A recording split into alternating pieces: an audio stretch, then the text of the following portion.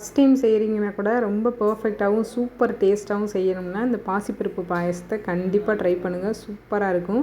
வீடியோவை ஸ்கிப் பண்ணாமல் பாருங்கள். எப்படி செய்யணும்னு பார்த்துருவோமா?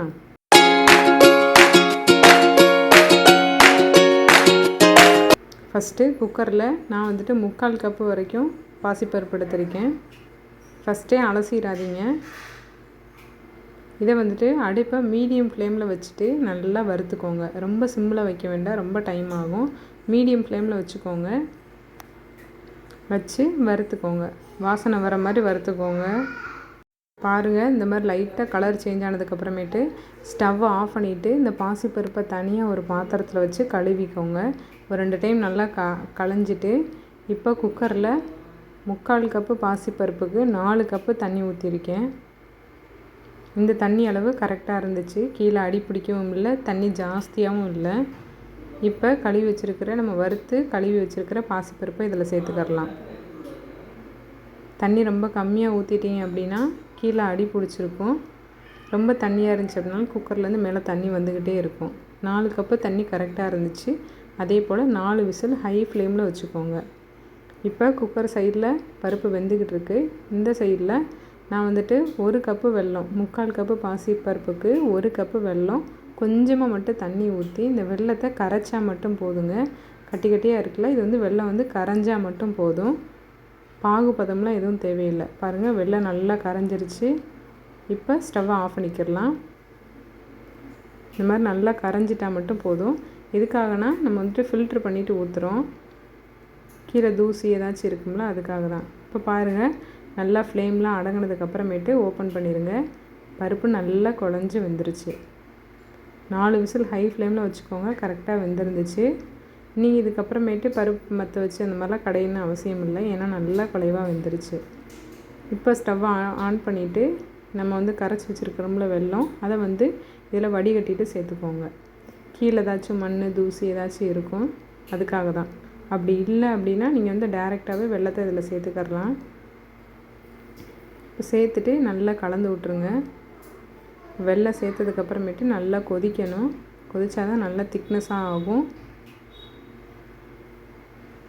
இப்போ இதில் நான் 1 பிஞ்ச் மட்டும் உப்பு சேர்த்துக்கோங்க.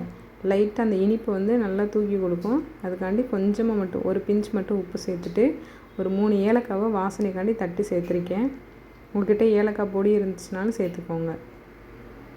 சேர்த்துட்டு இது எல்லாத்தையும் நல்லா கலந்து விட்டுட்டு இது நல்லா கொதிக்கணுங்க.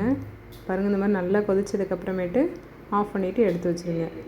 இப்போ சைடில் கொஞ்சமாக நெய் சேர்த்துட்டு நெய் நல்லா சூடானதுக்கப்புறமேட்டு குட்டி குட்டியாக கட் பண்ணி வச்சுருக்கிற தேங்காவை சேர்த்துக்கோங்க. சேர்த்து லைட்டாக மட்டும் வறுத்துக்கோங்க. இந்த லைட்டாக கலர் சேஞ்ச் ஆனதுக்கப்புறமேட்டு முந்திரி சேர்த்துக்கோங்க. முந்திரி திராட்சை இதெல்லாம் சேர்த்துக்கோங்க. இது எல்லாமே ஆப்ஷனல் தாங்க.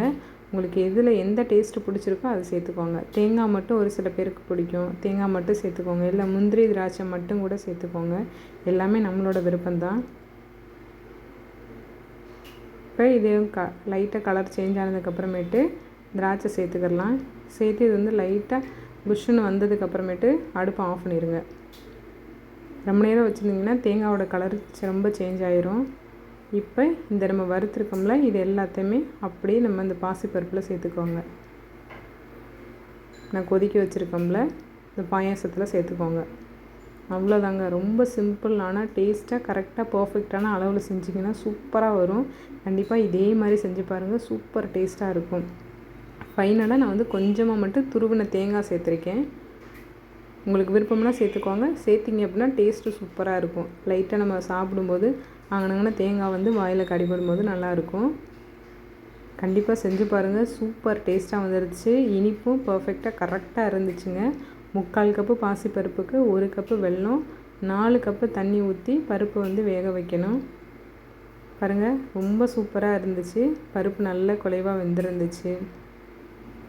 இனிப்பும் டேஸ்ட்டும் சூப்பராக இருந்துச்சு. கண்டிப்பாக செஞ்சு பாருங்கள். வீடியோ பிடிச்சிருந்தா லைக் பண்ணிவிட்டு ஷேர் பண்ணிவிட்டு ஃப்ரெண்ட்ஸ் அண்ட் ஃபேமிலி கூட ஷேர் பண்ணி வச்சுக்கோங்க.